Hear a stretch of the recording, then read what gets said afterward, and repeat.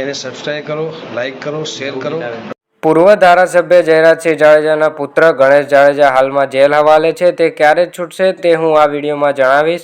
અને તે જેલમાં હોવાનું કારણ છે એક અનુસૂચિત જનજાતિ દલિત સમાજના યુવકનું અપહરણ કરી માર મારવાનો આરોપ છે।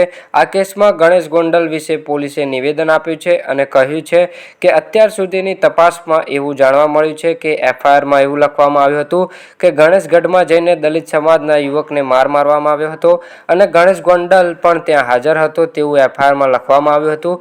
પરંતુ ગણેશ ગોંડલ અને તેમના મિત્રો 11 જે આરોપી છે તેમને એવું સ્વીકાર્યું છે કે તેઓ ખેતરમાં લઈ જઈ ત્યાં માર માર્યો હતો અને પોલીસે એવું જણાવ્યું છે કે ગણેશ ગોંડલ ત્યાં છે કે નહીં તે પૂરેપૂરી ચોખવટ થઈ નથી કે ગણેશ ગોંડલ દલિત સમાજના યુવકને માર માર્યો છે કે નહીં। હજુ સ્પષ્ટપણે પોલીસે જાણ થઈ નથી અને જો માર માર્યો હોય તો તેમને સજા થવી જોઈએ જ। અને આ જયરાજસિંહ જાડેજા દ્વારા તેમના દીકરાને બચાવવાનો પ્રયાસ પણ હોઈ શકે, કંઈ પણ હોઈ શકે। પોલીસે 12મા દિવસે સીસીટીવી કેમેરા ગણેશગઢની ફૂટેજ બધી પોલીસે કલેક્ટ કરી લીધી છે અને બીજી તરફ આમ જોવા જોઈએ તો દલિત સમાજનો ઉગ્રથી ઉગ્ર વિરોધ થઈ રહ્યો છે।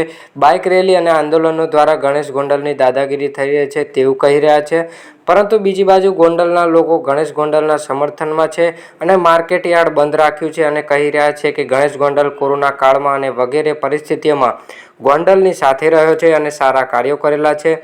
તેમને આવી રીતે ખોટી રીતે બદનામ ન કરાય। શું આ કેસ અને આ એફઆઈઆર ખોટી છે?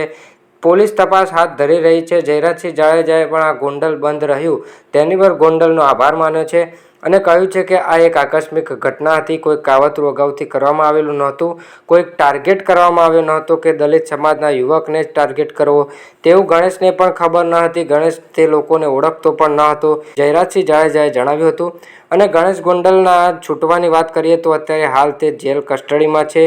કોર્ટમાં કેસ ચાલી રહ્યો છે, તેની તારીખ આવશે ત્યારબાદ ખબર પડશે કે તે ક્યારે બહાર આવશે। મિત્રો, વિડીયોમાં તમને જાણકારી સારી લાગી હોય તો વિડીયોને લાઇક કરજો, વિડીયોને તમારા મિત્રો સાથે શેર કરજો અને અમારી ચેનલને સબસ્ક્રાઈબ કરવાનું ભૂલતા નહીં। જય શ્રી કૃષ્ણ।